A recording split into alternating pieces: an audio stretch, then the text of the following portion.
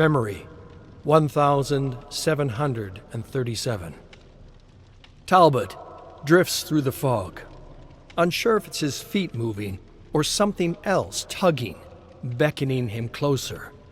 He stumbles, but the force doesn't slow, drawing him in, pulling, and then violently expelling him. He plants his cane and brings himself up to one knee, sliding a hand over a smooth, obsidian-like surface. Sharp slabs of black rock jut out beyond, creating a fractured, spiny landscape under a purple sky. Behind him,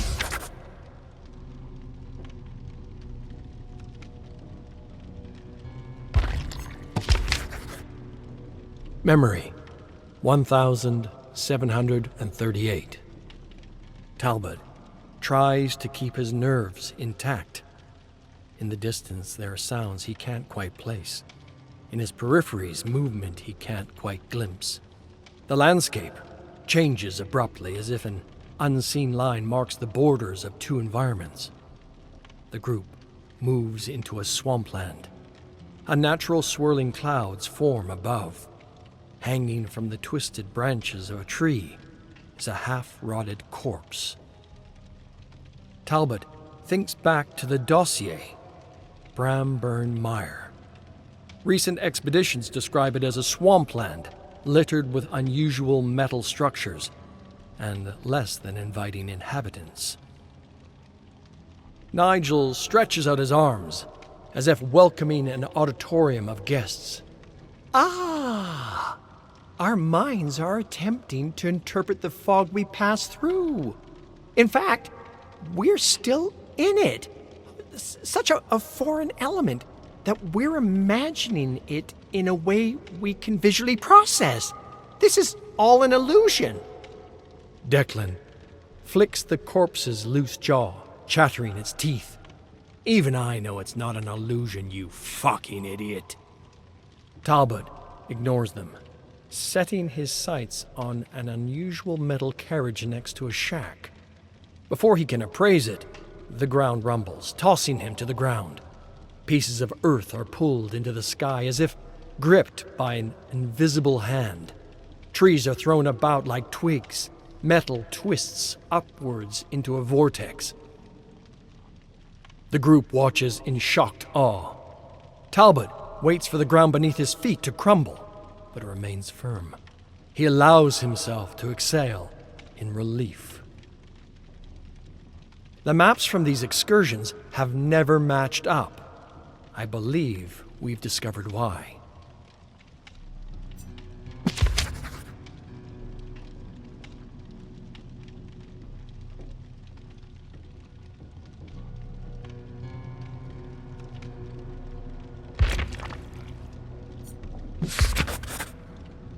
Memory, 1739.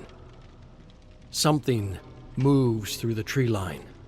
Its wet, rasping cry calls out. A hideous creature of muck and bone staggers into sight, its clumsy movements unusually fast. It sees the trio and stops, as if pondering their presence. Declan leans forward, squares up, the imbeciles ready to charge into battle without so much as a second thought. Talbot lifts a hand. Slow. Do not provoke it. He motions the group back. With careful steps, they edge away from the creature, but it does not break its gaze. It seems almost content to leave them be, rattling strange sounds from its gullet until it screeches. A horde of muck creatures emerge from the trees.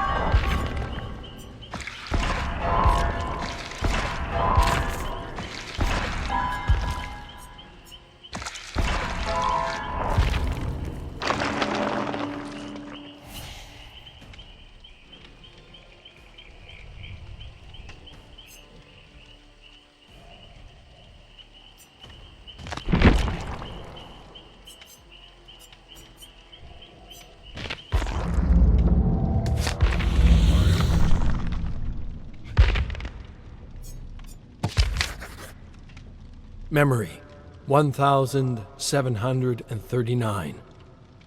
Something moves through the tree line. Its wet, rasping cry calls out. A hideous creature of muck and bone staggers into sight, its clumsy movements unusually fast. It sees the trio and stops, as if pondering their presence.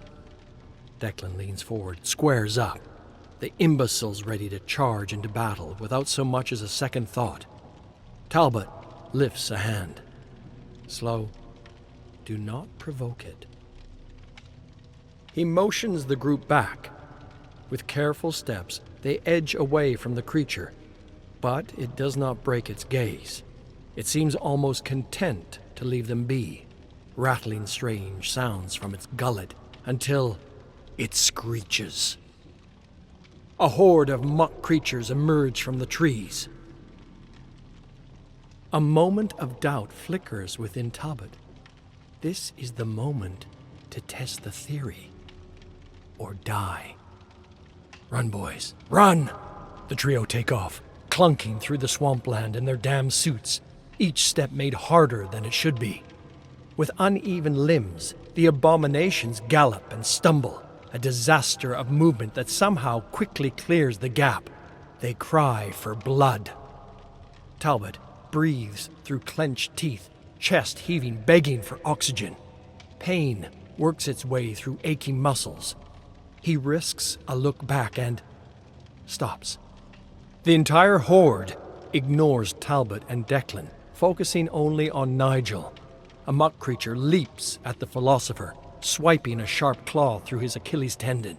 The rest capitalize, gripping onto the man, gnawing and slashing through sprays of blood. Through the horror, Talbot sees evidence of his biosignature theory. The bleed attacks that which is prey. Nigel screams for help. His arms flail, swatting at monsters.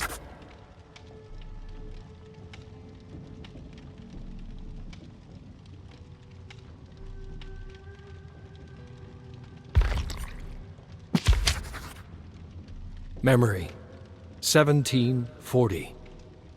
The two men step back, trying not to stir the creatures. It's too late. The horde follows, stalking slowly. Talbot notices it's only him their eyes turn to. They dare him to run. Dark thoughts flood Talbot's mind. He feels the agony to come, muscles ripped from their frame, jaws prodding into wounds and snapping bones. The animalistic desire to live clutches him tight, demanding action. His heart thunders against his chest, muscles tense. A shiver runs down his body, refusing to leave his hands. The monsters advance. Talbot grits his teeth till they're ready to crack. He tightens the grip on his cane, squeezes it like a hand pulling him from a cliff, and swings. The cane smashes into Declan's helmet, ripping it from his head. Before the big man can recover from the shock, Talbot swings again, planting the cane into Declan's skull with a sickening crunch. Declan falls to the ground, gasping for breath, fingers scraping through the mud. Talbot turns to the monsters and screams. The muck creatures chitter approvingly. As Talbot drops to the ground, they turn their attention to Declan. They pounce, wriggling into his suit, playfully tearing off strips of flesh. His head rises with heaving sobs as he squirms ineffectively. A creature slashes a sharp gouge through his cheek, burrows its head into his mouth. His body seizes in horror. Talbot tries to draw back, but cannot look away. Eyes fixated on blood, on body, on prey.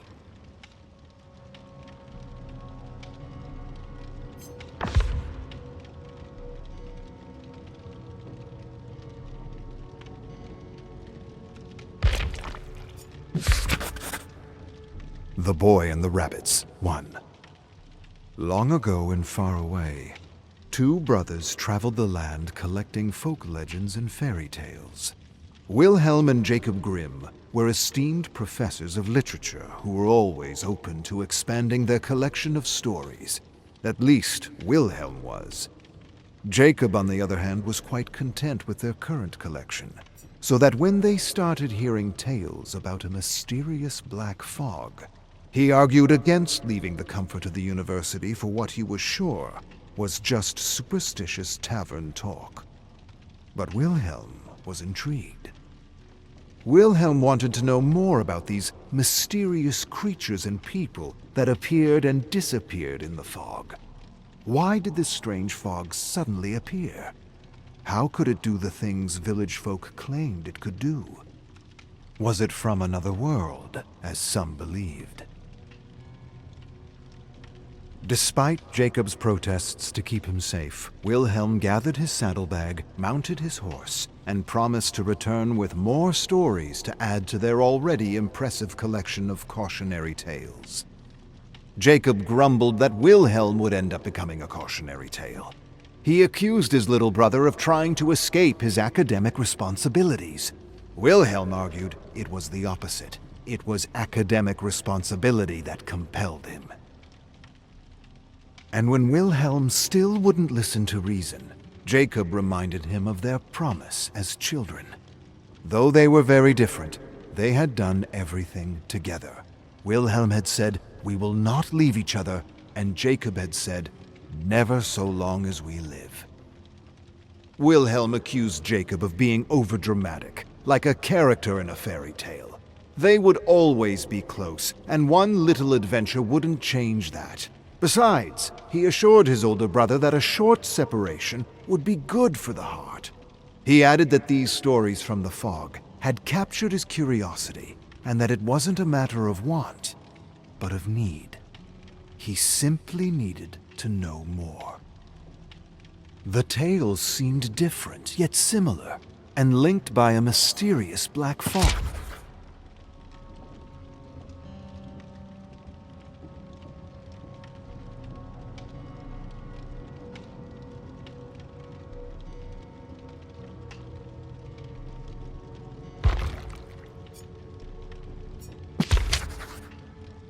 The Boy and the Rabbits 2. There was once a boy who was often ridiculed by his stepfather for spending all his time with rabbits he had raised with his father, his real father. The rabbits were all the boy had left of his father, who had one day fallen sick and walked into the woods and never returned. The rabbits reminded the boy of happier days. One day, while the boy played with his rabbits in a wooden enclosure, the stepfather shouted for him. He yelled like the end of the world and accused the boy of being a sloth, swearing those rabbits were wasting all his time. The stepfather had spent the whole day harvesting wheat while the boy played with those rabbits. Those damn rabbits. Drunk with...